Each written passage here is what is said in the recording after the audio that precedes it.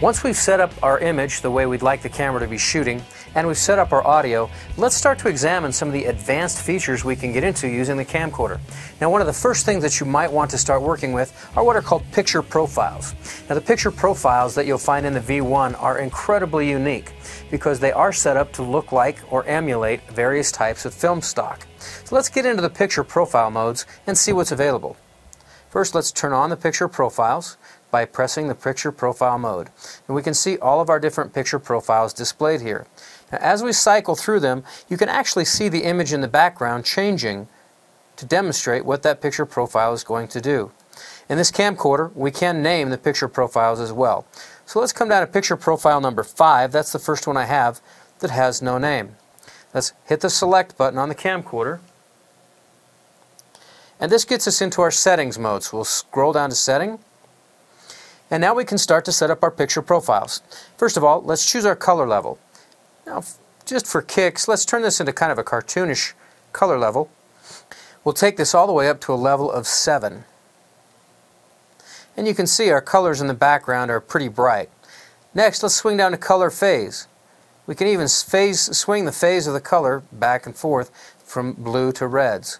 I'm going to leave this set to, let's say, a level of -2, so that we're going to cool it down just a touch.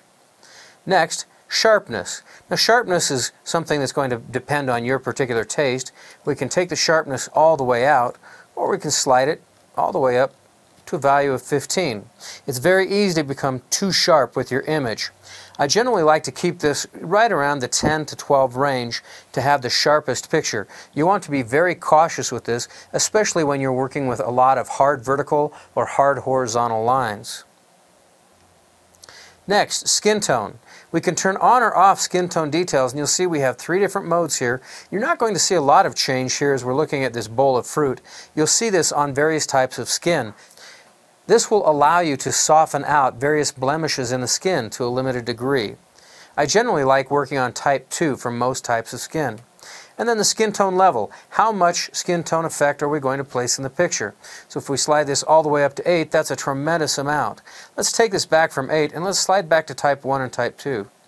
If you look very closely, you can see in the highlights some of the details that are changing in the shot here. Let's leave this back set to type 2. Come back to our skin tone level, and let's set this down to an average of about 5. Next, white balance shift. This allows us to shift up or down the white balance for a warmer or a cooler color, depending on what it is we'd like to work with. I generally like leaving that set to 0, but again, you can change this. We have a knee point. In other words, this is a gamma setting point. We've got a low, middle, and a high, or an auto knee. Generally, I leave this in the auto position. However, you might find that the low knee is a little smoother when you're dealing with a lot of bright and dark images. In other words, with a lot of latitude in the shot. So we'll leave this set to auto for the time being. Next, black compensation. This is effectively the same thing as black stretch. We've got a couple of different modes here. We can compress the blacks down, and this is one of the great looks in this camcorder. This is something that you'll want to use, especially when you're working in very dark areas. And then the black stretch mode, this will lighten up some of the image, but it'll give you a different gamma in the lower end. Again, something for personal preference. So you can see how the black stretch will lighten up some of the darker areas here, reducing some of our contrast. And then we have the black compress mode, which goes just the opposite direction, so it gives us yet another look. Finally, we get down into the cinematone gamma. This allows us to have some different gamma looks, much like some of the film. Now, I'm going to leave the cinematone gamma off for the moment and slide down to the cinematone color. Now here we have a couple of different looks. The cinematone color actually uses a different type of color control. It's called the lookup table, and this allows us to emulate various film stocks. Finally, we can come down to our picture profile name.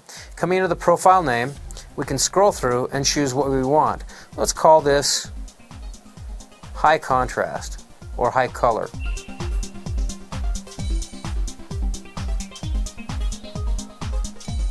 We'll stick a space in there, or a hyphen in there.